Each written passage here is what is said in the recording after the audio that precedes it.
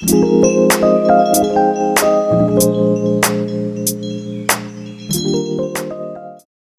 1번. 여러분 우선은 이 글의 시점을 좀 먼저 정리를 해볼 거예요. 자, 여러분 이 작품은 1, 2, 3이라고 해서 여러분 구성이 3개의 이야기로 구성이 되어 있는데 각각의 구성원에 다 여러분 1인칭 주인공 시점을 사용을 해요. 그래서 여러분 1인칭 주인공 시점을 사용을 하는데 근데 이 시점은 장점도 있지만 단점도 가지고 있어. 그래서 요거의 장점을 먼저 한번 정리를 해보자. 장점은 어떤 장점을 가지고 있을까요? 얘들아, 주인공의 심리를 누구보다 잘할 수 있게 해주잖아. 그래서 얘는 주인공의 심리를 누구보다 정확하게 파악할 수 있고 주인공이 당면한 사건에 대해서도 정확하게 알 수 있는 상황이라고 생각을 해주시면 되는데 근데 단점은 있죠. 어떤 단점을 가지고 있냐면 타인에 대한 상황이나 심리를 알 수가 없어요.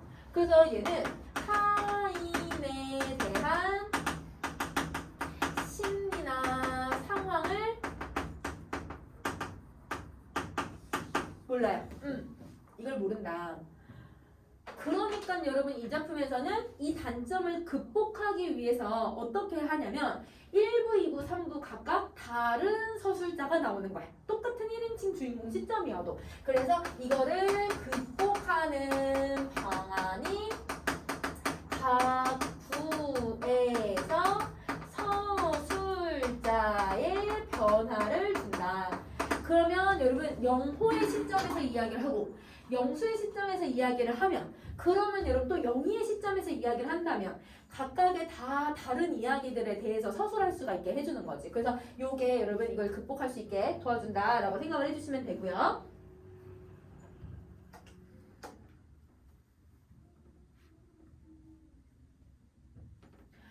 자, 그 다음에 두 번째 이 글의 구성을 한번 좀 살펴볼 거야. 이 글의 구성.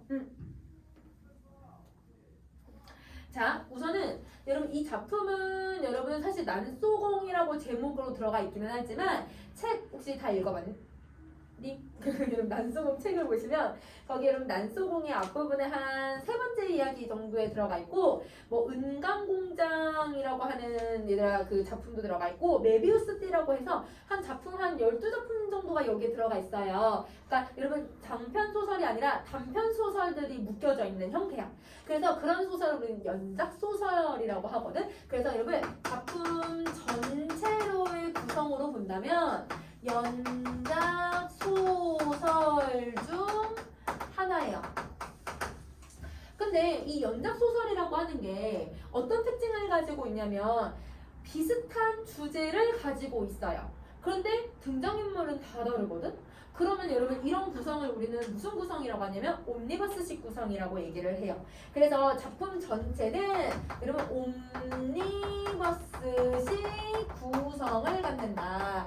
그럼 옴니버스라고 하는 건 뭐냐면 주제는 동일한데 인물이나 혹은 사건이 다른 경우를 여러분 이걸 얘기해.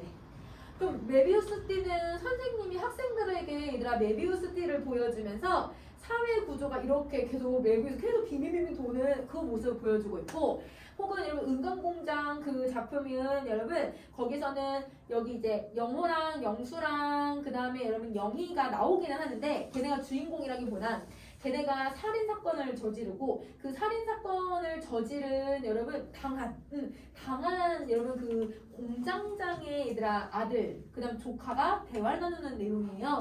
그러니까 인물이 조금 달라지죠. 사건도 조금 달라져요. 근데 주제는 똑같아요. 다 1970년대 80년대의 사회적인 문제를 고발하고 있다는 점. 이게 옴니버스식 구성이고 그 다음에 여러분 그냥 난소공 그 작품만 본다면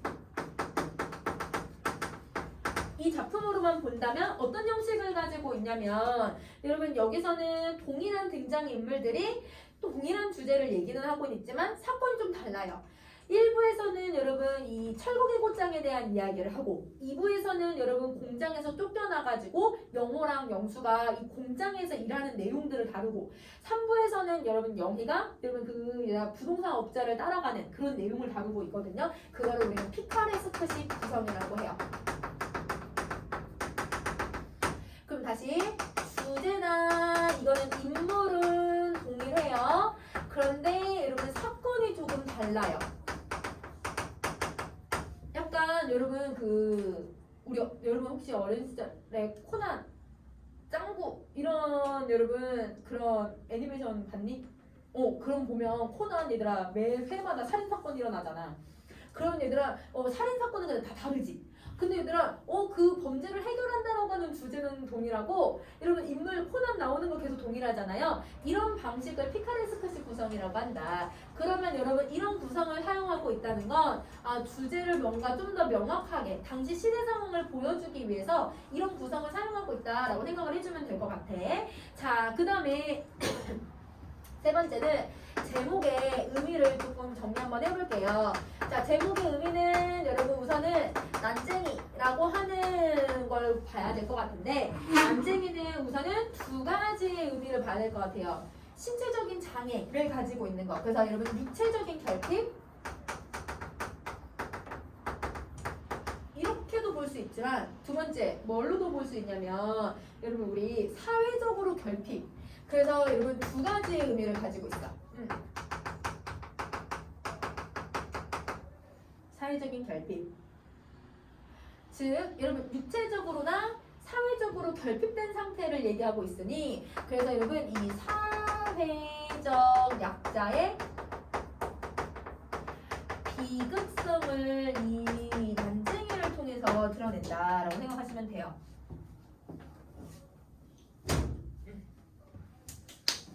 자, 그 다음에 난쟁이가 여러분 쏘아 올렸대. 그러면 여러분 쏘아 올린이라고 하는 말의 의미를 생각을 해보시면 여러분 쏘아 올렸을 때 그 순간은 위로 올라가죠.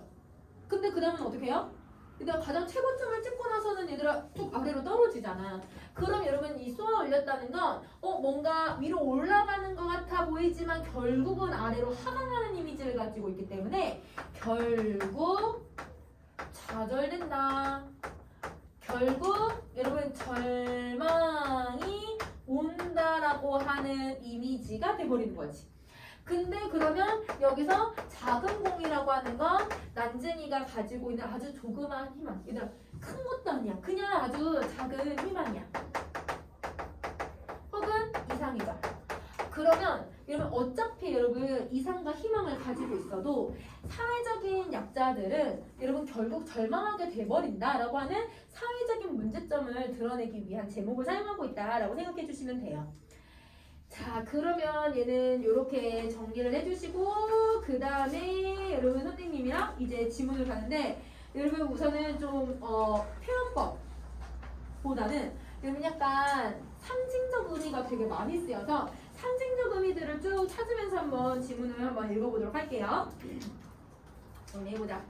자, 여러분 선생님이 지금 6쪽부터 글씨체가 조금 옛날 글씨처럼 되어 있는 애들은 지금 교과서에 들어가 있는 거고 뒤쪽에 여러분 그냥 고딕체로 되어 있는 거는 여러분 우리 그 뒷부분 2부에 해당하는 내용이야. 교과서에 안 들어가 있는 내용이야. 그래서 교과서에 들어간 내용부터 살펴볼게요. 자, 1번 먼저. 사람들은 아버지를 난쟁이라고 불렀다. 사람들은 옳게 보았다. 자, 아버지는 난쟁이였다. 불행하게도 사람들은 아버지를 보는 건 하나만 옳았다. 그것들 그 밖의 것들은 하나도 옳지 않았다. 나는 아버지, 어머니, 영호, 영희 그리고 나를 포함한 5 식구들의 모든 걸 걸고 그것들이 옳지 않다는 걸 언제나 말할 수가 있다. 나에는 모든 것이라는 표현에 5 식구의 목숨도 포함되어 있다. 그 정도로 여러분 아버지의 모든 것을 사람들은 단순히 겉모습만 보고 판단한다 이렇게 얘기를 하고 있는 거지. 그러면 여러분 여기서 사람들의 인식과 여러분 여기 영호 즉 나의 인식이 지금 이렇게 대비가 되고 있어요. 누구에 대한 인식의 대비가 나타나냐면 아버지를 두고서 아버지 즉 난쟁이를 두고서 여러분 사람들은 어떤 인식을 가지고 있냐면 이 사람을 여러분 그냥 장애를 갖고 있는 겉모습. 그래서 여러분 그냥 겉모습만 보고 판단을 하고 있고요. 근데 영호는 그렇지 않고 아버지를 정말 소중한데 아버지. 그래서 막 위해주는 모습이 있어. 아버지가 뭘 무거운 거 매면 대신 매주고 서로를 되게 위해주는 가족이라는 건 알 수 있어. 그래서 여러분 이거는 이제 사랑하는 가족 이런 의미가 되는 거죠. 그래서 인식의 차이가 나타나요. 천국에 사는 사람들은 지옥을 생각할 필요가 없다. 여러분 여기선 대조법들이 좀 많이 쓰여서 우리 반대되는 단어들은 좀 표시를 해버리자. 자 여러분 거기 천국이라고 하는 단어하고 그 다음에 지옥이라고 하는 단어 반대 말 들어갈 것 같아요. 그래서 여러분 천국하고 지옥 네모 표시한 다음에 표시를 해주자. 자, 우리 다섯 식구는 지옥에 살면서 천국을 생각했다. 그 말은 무슨 말이야? 계속 여러분 내게 좀 더 나은 환경, 나은 상황을 바라고 얘들아 이상을 꿈꾸고 희망을 가지고 있었다는 거지. 자, 단 하루도 천국을 생각해보지 않은 날이 없었다. 그러면 여러분 이 말의 반대 의미 생각을 해보자. 이 말의 속뜻을 생각해보면 평생 지옥에서 살았다. 이 말이랑 똑같은 말인 거네. 그치? 자, 하루하루 생활이 지겨웠기 때문이다. 우리의 생활은 전쟁과 같았다. 우리는 그 전쟁에서 날마다 지기만 했다. 그러면 여러분, 자기를 뭐라고 생각하냐면 이 천국과 반대되는 단어로 전쟁이라고 생각을 해요. 하루하루 살아가는 게. 그래서 여러분, 지금 나는 인생을 살아가는 게 천국을 지향하고는 있지만 지옥과 전쟁 같은 삶에서 살고 있다. 대조되는 시어들이야.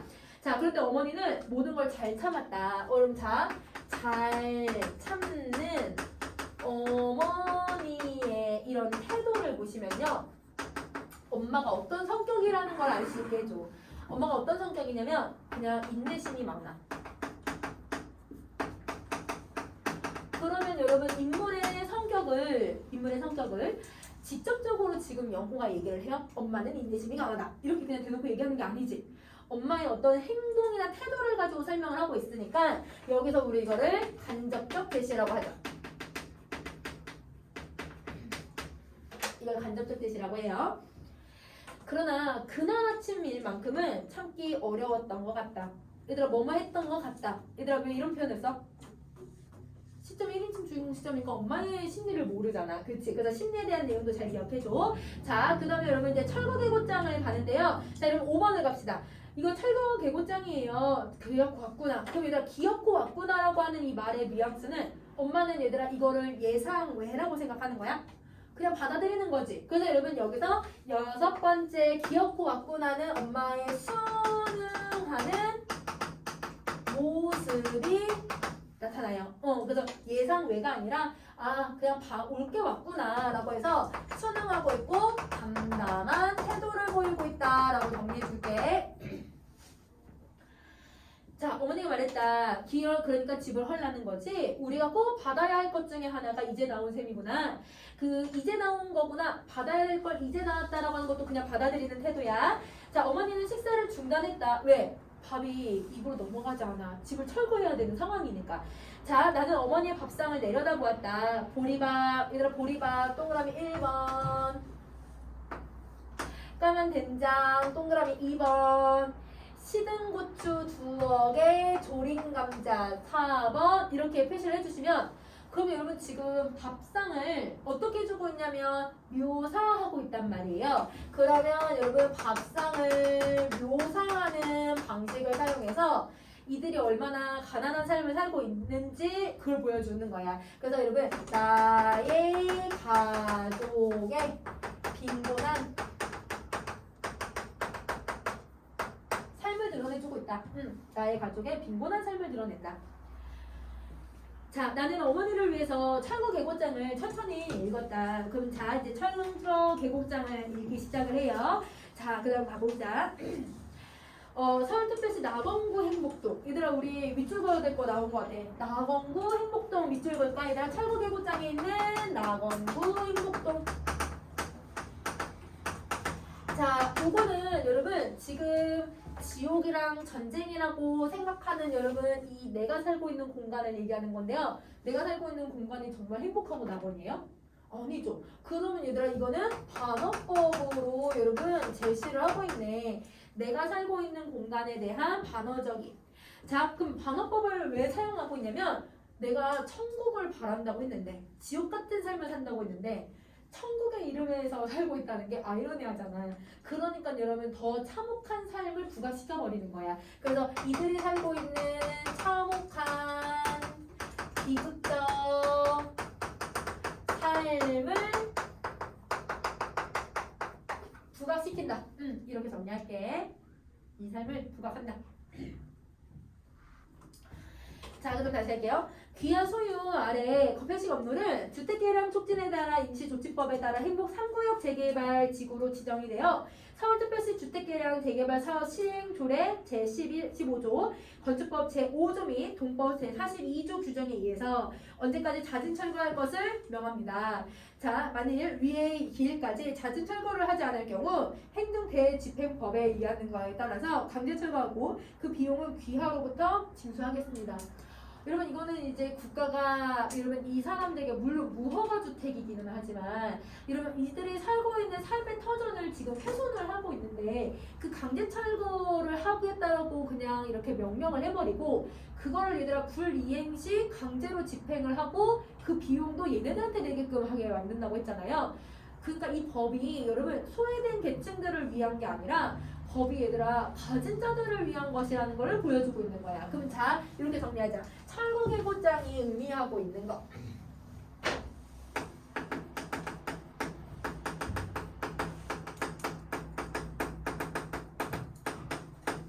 자, 철거계보장의 역할을 한번 정리 한번 해볼게요. 자, 첫 번째. 진짜 여러분 당시 1970년대에 이렇게 해서 철거계급장을 줘가지고 진짜 강제 철거를 했거든요. 지금도 그런 곳이 있어요. 그러면 이거는 사실성을 부여하는 거죠. 사실성을 부여하고요. 그래서 남쟁이 가족이 처한 어려움을 드러낸다.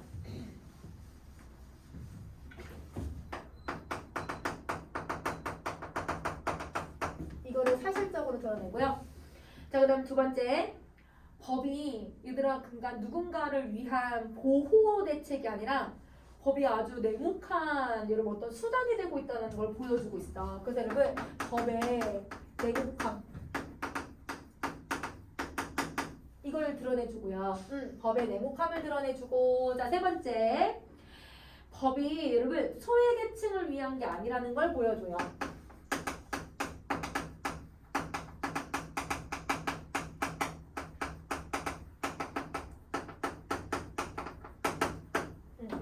이걸 드러내고 법이 소외계층을 위한 게 아니라는 게 드러내고 그리고 여러분 이거는 빈민들을 억압하는 거잖아. 너네 이거 안 하면 강제 철거할 거야. 니네 다 이거에서 나가야 돼. 그래서 여러분 빈민들을 억압하는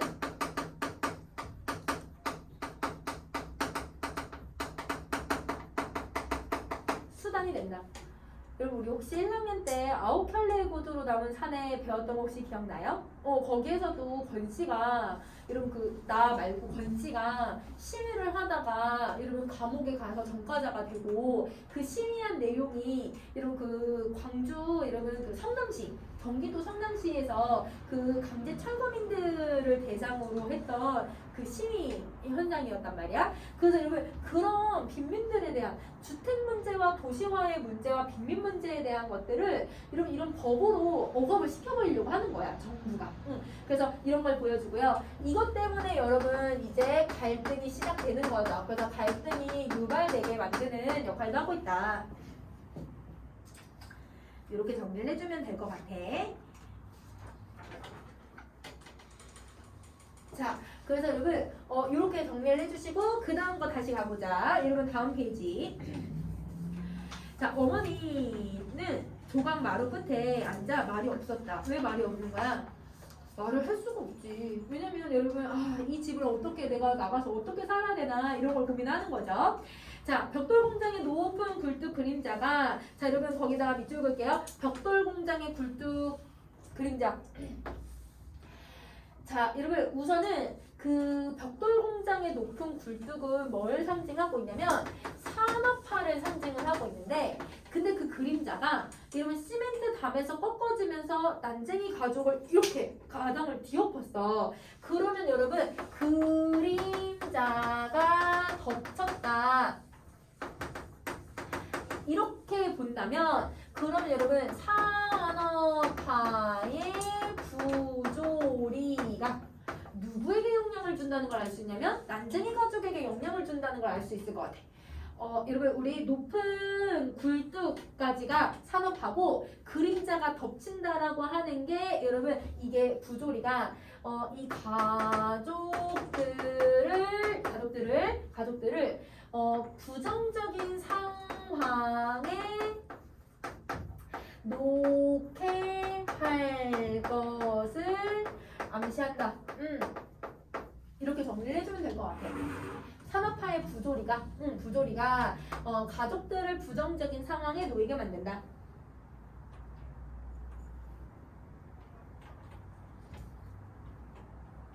그럼 이 말은 산업화가 얘네들을 괴롭히고 산업화가 이들에게 뭔가 부당한 폭력을 가하고 있다는 거잖아요. 그래서 이 말은 산업화의 횡포라고 보셔도 돼요.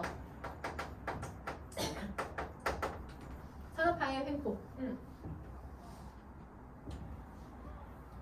자, 동네 사람들은 골목으로 나와서 뭐라고 소리치고 있었다. 그럼 이들 사람들은 이게 뭐야 막 소리치고 있는데 난쟁이 가족은 되게 조용하잖아. 그러니까 여러분 다른 마을 사람들과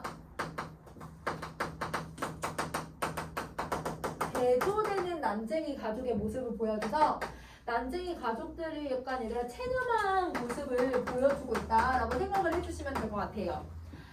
자, 그 다음에 통장은 그들 사이를 비집고 나와 방쪽 쪽으로 걸음을 옮겼다. 어머니는 식사를 끝내지 않은 밥상을 부엌으로 들고 갔다. 어머니의 두 무릎을 고추 세우고 앉았다. 그리고 손을 들어 부엌 바닥을 한번 치고 가슴을 한번 쳤다. 그 엄마는 이때 무슨 심정인 거야? 억울하고 답답하고 한탄의 감정을 가지고 있겠지? 그치? 그래서 그런 감정을 느끼고 나는 동사무소로 갔다. 행복동 주민들이 잔뜩 몰려들어서 자기의 의견들을 큰 소리로 말하고 있었다. 들을 사람은 두셋밖에 안 되는데 수십 명이 동시에 떠들고 있었다. 쓸데없는 짓이었다. 떠든다고 해결될 문제는 아니었다. 그럼 여기까지. 자, 그럼 여러분 이 문제가 떠든다고 해결되지 않을 거라는 거를 알고 있기도 했고 그 다음에 여러분 대조되는 거 보이죠? 그죠? 자, 그럼 여기서 우리 문체를 찾아봅시다. 자, 여기서 문체를 정리 한번 해보는데요. 문장이 전반적으로 길어요? 짧아요? 자, 여러분 길다라고 하는 기준은 한 문장이 거의 얘들아 두 줄, 세 줄이 넘어가야 돼. 근데 여러분 얘는 상대적으로 여러분 문장이 다 한 문장 한 줄 안에서 대부분 끝나거든요. 혹은 여러분 한 줄에 두 문장이 들어가 있는 애들도 있어요. 그러면 상대적으로 여러분 무슨 문체를 많이 사용을 하고 있냐면 간결체를 많이 쓰고 있는 거네. 자, 그러면 간결체를 사용했을 때 얻을 수 있는 이 말은 어떤 효과를 갖냐면 긴장감. 속도가 빨라지니까 긴장감을 유발을 시켜. 그래서 여기서 긴장감을 계속 유발을 시키는 거야. 그래서 이 작품은 갈등이 계속 해소가 되지 않을 거기 때문에 계속 긴 이 문장을 짧게 보여서 계속 긴장감을 처음부터 끝까지 가지게 가게끔 만들어내고 있다라고 생각을 해주시면 돼요. 자, 그 다음에 다시 12번을 갑시다. 나는 바깥 게시판에 적혀있는 공고문을 읽었다. 거기에 아파트 입주 절차와 아파트 입주를 포기할 수 있는 이주 보조금 액수 등을 적혀 있었다. 동사무소의 주인은 시장 바닷가 같았다. 주민들과 아파트 거간꾼들이 한데 뒤엉켜 이리 몰리고 저리 몰리고를 했다. 나는 거기서 아버지와 두 동생을 만났다. 아버지는 도장포 앞에 앉아 있었다. 영호는 내가 방금 물러선 게시판 앞으로 갔다. 영희는 골목 입구에 세워놓은 검정색 승용차 옆에 서 있었다. 이 검정색 승용차가 바로 3부에 나오는 부동산 업자를 얘기하는데 여기는 이제 3부는까지는 안 보니까 여러분 여기서 미리 좀 이렇게 암시하는 기능을 보여주고 있다라고 생각하시면 돼요. 자, 그 다음에 아침 일찍 일들을 찾아 나섰다가 철거 개고장이 나왔다는 소식을 듣고 돌아온 것이다. 얘들아 왜 일을 나갔다가 돌아온 거야?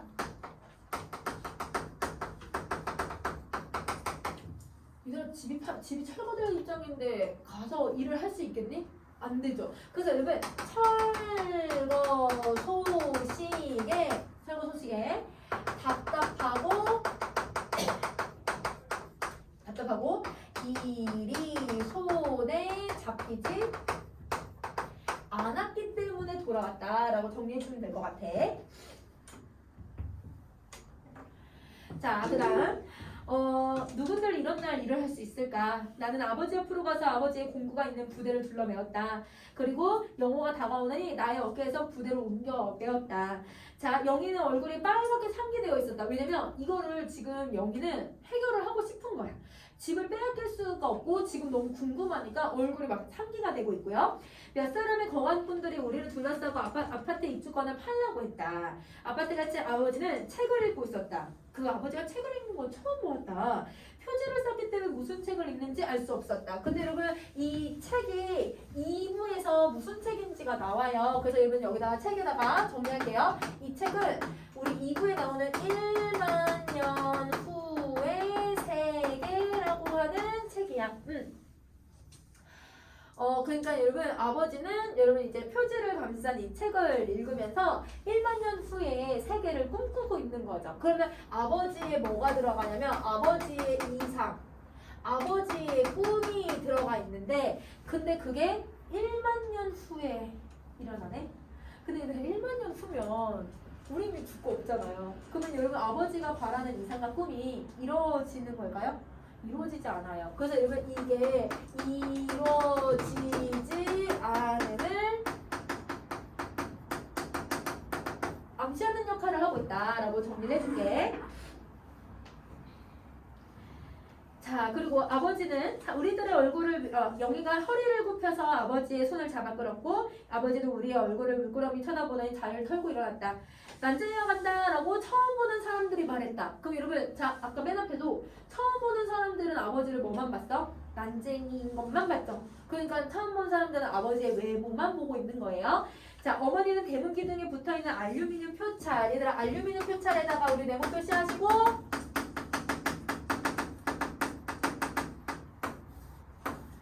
자, 이거는 여러분 이 집에서 여러분 이 난쟁이 가족이 살았다라는 것을 입증해주는 표식이야. 그래서 난쟁이 가족의 거주 사실을 알려주는 표식이고요. 이걸 알려주는 표식.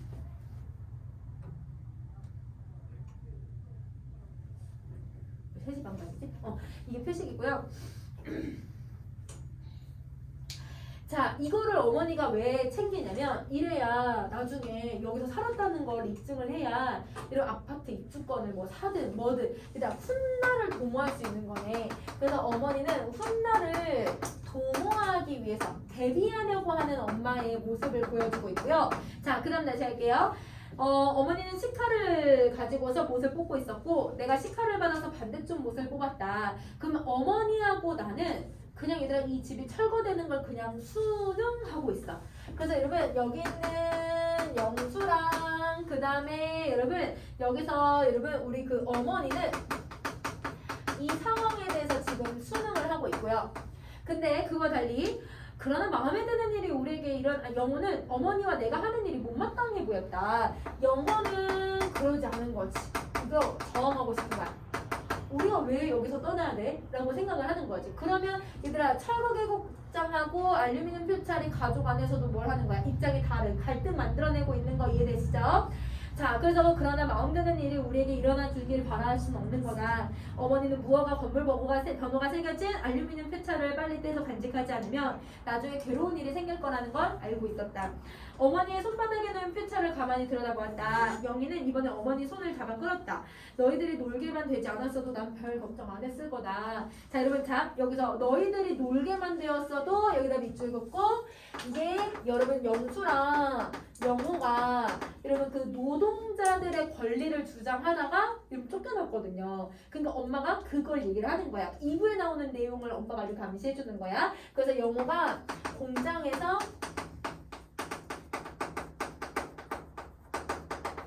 쫓겨난 2부에 대한 내용을 여기서도 연결을 시켜놔요. 자, 그 다음 다시 합시다. 어머니가 말했다. 20날 안에 무슨 뾰족한 수가 생기겠니? 이제 하나하나 정리해야지. 엄마 받아들이고 있어.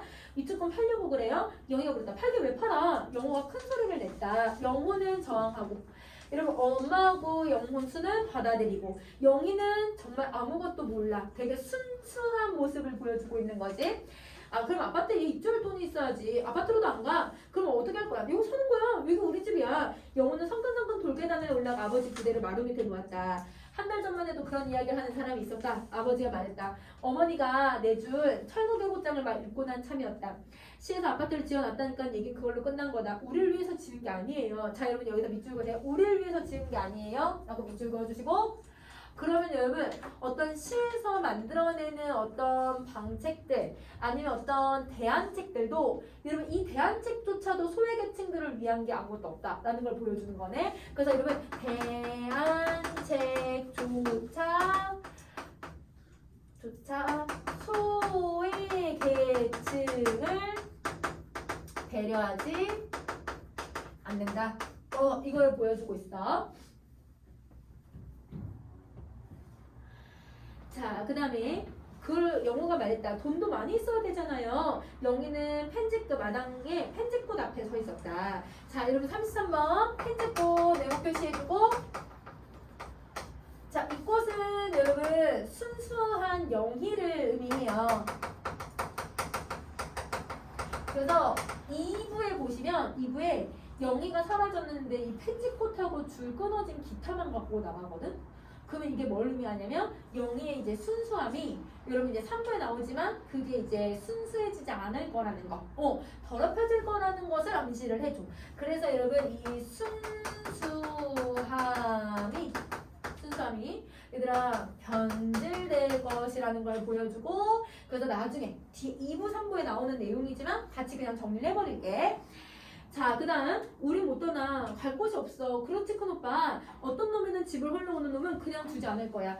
여러분 계속 영호는 여러분 이런 대사를 통해서 약간 이렇게 화를 잘 참지 못하는 성격이라는 걸 보여주고 있잖아요. 그래서 여러분 영호의 대화에서 영호의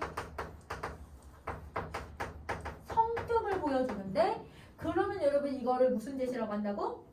간접적 제시라고 한다. 그래서 여러분 인물의 성격들을 계속 이렇게 간접적으로 제시한다.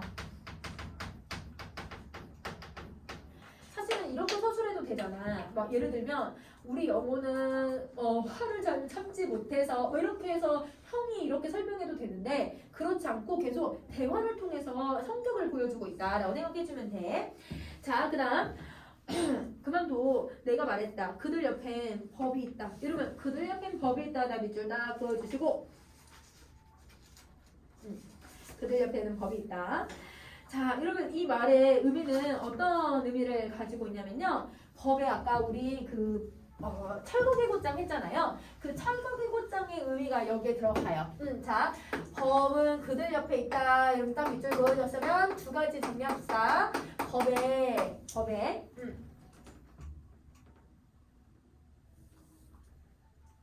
부조리.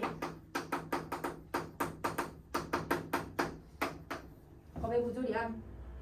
그 다음에 여러분 법조차 얘들아 이걸 지켜주지 못한다는 건 이런 사회 현실이 냉혹한 현실이고 이런 어떤 약자들을 배려하지 않는 그런 삶이구나 라고 하는 걸 알 수 있게 해줄 것 같아.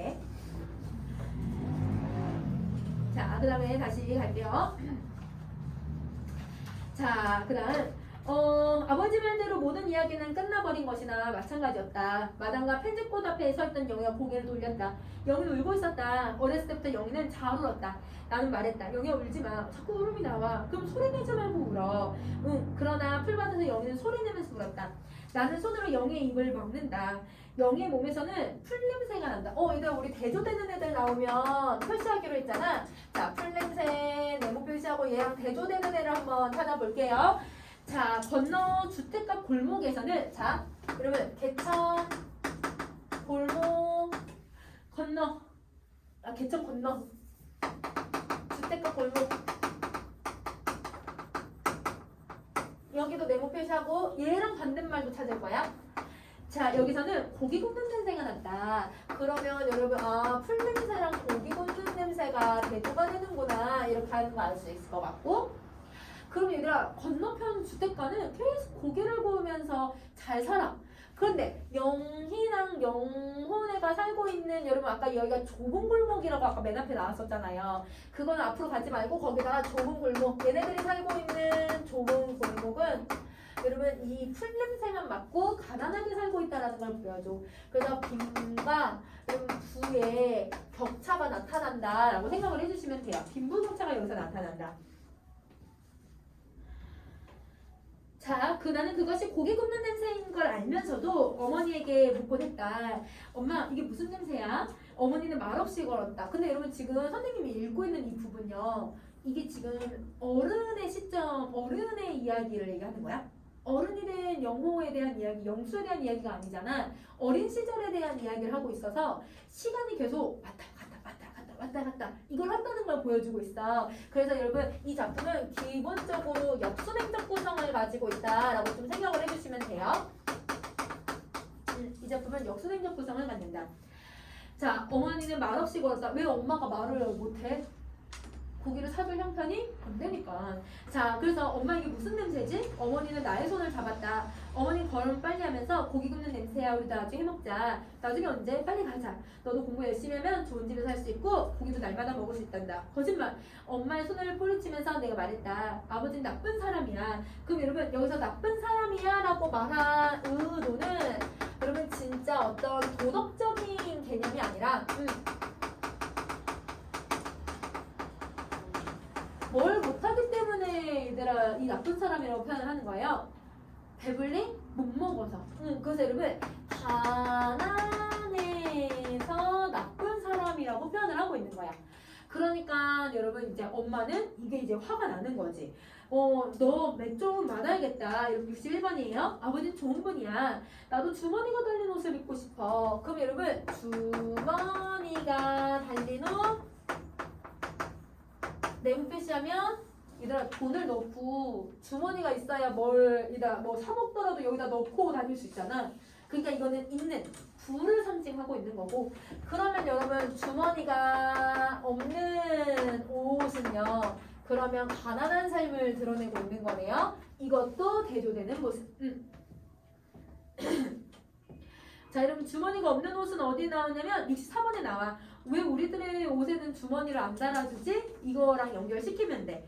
돈도 넣어주지 못하고 먹을 것도 넣어줄 수 없어서 그렇지? 아버지에 대해 말을 막 하면 너 왜 맞을 줄 알아라? 아버지는 악당도 못돼. 악당은 돈이라도 많지. 아버지는 좋은 분이야. 알아. 나도 말했다. 수백 번도 더 들었어. 그렇지만 손을 씻지 않아. 엄마, 큰오빠는 말을 안 들어. 지금 아직 영희도 어린아이고 영수도 어린아이니까 그러니까 얘들아 계속 서로가 이제 얘들아 막 하소연도 하고 고자질을 하는 거야. 자, 영희는 부엌 앞에서 서서 말했다. 엄마, 몰래 또 고기 냄새 맡으러 갔었대. 나는 안 갔어. 어머니는 아무 말이 없었다. 나는 영희를 흘겨보았다. 왜 흘겨보는 거야? 너 고자질하면 약간 이런 느낌이지, 그치? 선생님이 어렸을 때 한번 얘기해준 적 있잖니? 선생님이 어렸을 때 TV 보는 걸 너무 좋아하는데 우리 아빠는 TV를 못 보게 해요. 못하게 했어, 어렸을 때. 그래서 TV를 볼 수 있는 시간은 일요일날 아침 여러분 8시부터 9시까지 디즈니 만화동산이라고 하는 게 있었거든. 딱 1시간? 그거 1시간이랑 저녁에 5시부터 6시 사이에 어린이 드라마를 옛날에 했었거든. KBS에서. 그거 1시간씩만 볼 수 있어. 그래서 여러분 하루에 1시간이야. 근데 그 1시간도 밥 먹을 때만 가능하지 밥 안 먹을 때는 안 돼. 그래서 무조건 아빠가 TV를 못 보게 했었는데 TV가 너무 보고 싶은 거야. 그때 막 얘들아 용의 눈물이라고 하는 드라마를 하는데 진짜 너무 보고 싶은 거야. 드라마가 너무 보고 그 시청률이 60%가 나왔거든요 거의. 그러니까 얘들아 우리 지금으로 생각하면 그때는 다 이걸 막 학교에 가서 용의 눈물에 대한 내용을 말로 안 하면 난 따가대. 그래서 나는 무조건 이걸 들어야 된단 말이야. 봐야 돼. 보고 싶은데 아빠가 못 보게 하니까 공부를 다 하고 문틈을 이렇게 연 다음에 여기 사이로 몰래 보고 있었거든? 근데 우리 동생은 아직 공부를 다 안 끝냈어. 그러니까 지가 보기엔 너무 억울한 거야. 그러니까 아빠한테 아빠! 언니 TV 봐! 뭐 이러면 이렇게 해서 아빠 이한이로 진짜 엄청 혼났거든요. 그래서 선생님이 고전을 하고 나서 그 동생 이거 진짜 주먹으로 갈겼지. 우리 동생 우리 주먹으로 갈기고 대박 한 번 막 싸우고 또 아빠한테 혼나고. 그래서 어렸을 때 동생이랑 맨날 그러고 싸워. 동생은 맨날 나를 고자질해. 그럼 나는 아빠한테 혼나. 그럼 아빠는 또 이제 나를 혼내는 게 아니라 동생도 같이 혼낸단 말이야. 그 동생도 같이 혼나면 동생도 언니 때문에 혼났다. 난 너 때문에 혼났다. 맨날 이러면서 싸웠거든요. 그럼 여기서 오빠가 왜 흘겨보고 있냐면 자기가 엄마가 하지 말라는 거를 했잖아. 그치? 그때 그 부끄러움이야. 너 어떻게 고자질 할 수 있어? 그러니까 부끄러운 마음도 들고 창피한 마음도 들고 그 다음에 얘들아 막 속상한 마음도 들고 이런 마음 때문에 지금 얘들 영희를 얘들한테 때려보면서 그러면서 이렇게 하고 있다라고 생각해주면 돼. 자, 영희는 또 말했다. 오빠 크게 고기 냄새 맡으러 갔다고 하니까 또 때리려고 그래. 영희는 좀처럼 울음을 그치지 못했다. 나는 영희의 입에서 손을 뗐다. 근데 여러분 이 말은 아까 앞에서 어떻게 했지? 영희가 울었을 때 손을 입으로 막았잖아. 그걸 뗐다라고 하면서 과거가 이제 끝났어. 자, 그 다음에 다시 영희를 풀밭으로 끌고 간 게 잘못이었다. 영희를 때려주고 나는 후회했다. 근데 여러분 분명 이거는 아까 과거랑 현재를 또 이어주는 것 같다는데 다시 또 과거에 대한 이야기를 해요. 그래서 영희는 눈물로 젖었다. 우리는 그때 주머니 없는 옷을 입고 있었다. 과거 해석이거든. 그러니까 이게 현재인지 과거인지 구분이 안 되게 막 표현을 해. 이 작품의 서술 방식이거든. 그래서 여러분 이 작품의 서술 방식 중에 하나가 뭐냐면 과거랑 현재랑 구분이 잘 안 돼요. 자, 또 하나 더.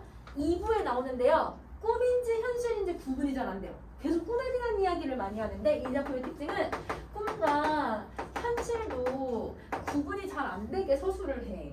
그럼 여러분 이렇게 시간 관점이나 아니면 꿈이나 현실의 관점을 명확하게 서술하지 않는 건 그러면 얘들아 이 현실 자체가 꿈인지 이 현실 자체가 과거인지 현재인지 현실이 너무 비극적이기 때문에 이런 식으로 서술해서 현실의 부당함과 현실의 비극적인 모습을 더 부각시킨다라고 생각을 해주면 될 것 같아.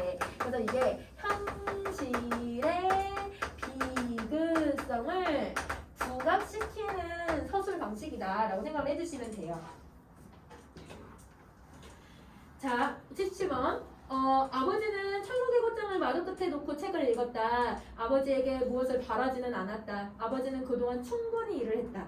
그 고생도 충분히 했다. 아버지만 고생한 게 아니라 아버지의 아버지, 아버지의 할아버지, 할아버지의 아버지와 그 아버지의 할아버지 또 대대로 거슬러 올라간다. 그들은 아버지보다 더한 고생을 할 수 있다. 나는 공장에서 이상한 매매 문서 같은 원고를 조판한 적이 있다. 그러니까 매매 문서에다 메모 표시를 해주시고요.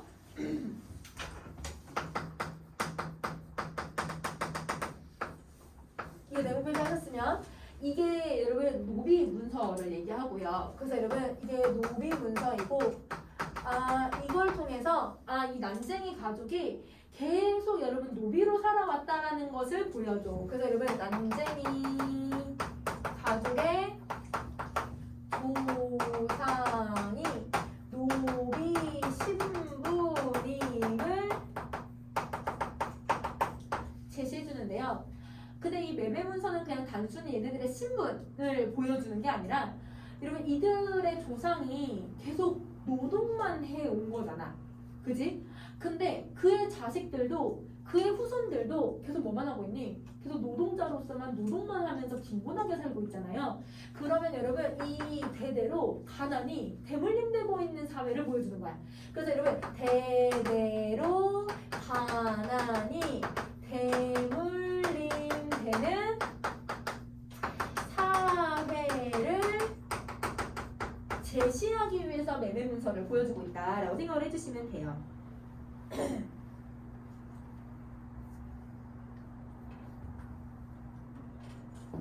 자, 그러면 여러분 어머니도 마찬가지거든? 그래서 여러분 우리 그 77번은 그냥 여러분 건너뛰어도 될 것 같고 한자고 어차피 매매 문서의 내용이니까 78번을 가자.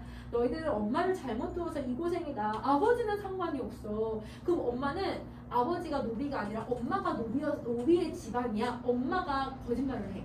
그 거짓말을 하는 이유가 뭐냐면 여러분 아버지를 배려하고 아버지를 공경하려고 하는 마음인 거죠.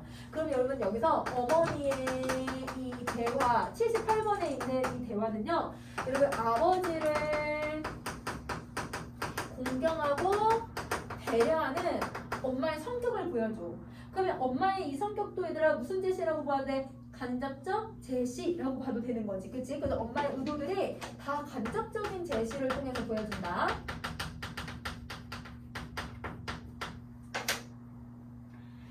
자, 그 다음에 80번, 79번. 어머니는 장남인 나에게만 말을 했다. 외할머니에게 들은 말을 나에게 전한 것이다. 천년을 두고 우리 조상은 자손들에게 이 말을 남겼다. 그러나 나는 알고 있었다. 아버지도 시종의 자식이었다. 그러니까 여러분 아버지와 어머니의 신분을 알고서 우리가 이 아무리 노력을 해도 가난의 굴레에 벗어나지 못하는 건 대대로 이런 삶을 살아와서 그런 거네 라고 해서 받아들이는 거지. 자, 할아버지, 아버지 때 노비제는 사라졌다. 징조부 아래에는 아무것도 몰랐다. 그래서 나중에야 해방을 받았다는 것을 알게 되었지만 두 분이 한 말은 오히려 저희들을 내쫓지 말아주십시오 라는 말이었다. 여러분 실제로 그 노비제가 풀리고 나서요. 노비로 계속 살겠다고 할 사람들이 더 많았대요. 왜냐면 자기가 한 번도 재산을 불려본 적도 없고 그리고 여러분 평생을 명령만 받고 살았던 사람들이 자기가 주체적으로 살아본 경험이 없었던 거야. 그러니까 그런 삶을 선택을 한 거지. 그러면 자유가 주어졌음에도 불구하고 뭘 한 거야? 자유가 없는 삶을 선택을 해버린 거야. 그래서 여기서 징조물을 그렇게 얘기를 하고 있어요. 그래서 여러분 여기서 말하는 해방이라는 건 자유를 얻었지만 자유 없는 삶을 선택했다. 이렇게 정리를 해줄게. 근데 할아버지는 달랐다. 할아버지는 유습에서 벗어나려고 했다. 내근 주인은 할아버지에게 집과 땅을 주었다. 왜냐면 고생한 게 있으니까 너도 이제 가서 이제 사람답게 살아라 라고 하면서 이걸 주었고 쓸데없는 일이었다. 모르는 면에서 할아버지나 징조부는 같았고 징조부 때까지는 선조들이 살아온 경험이 도움이 되었지만 할아버지 때에는 그건 도움이 되지 않았다. 할아버지는 어떤 교육도 경험도 받지 못했고 집과 땅을 잃어버렸다. 할아버지도 난쟁이였어?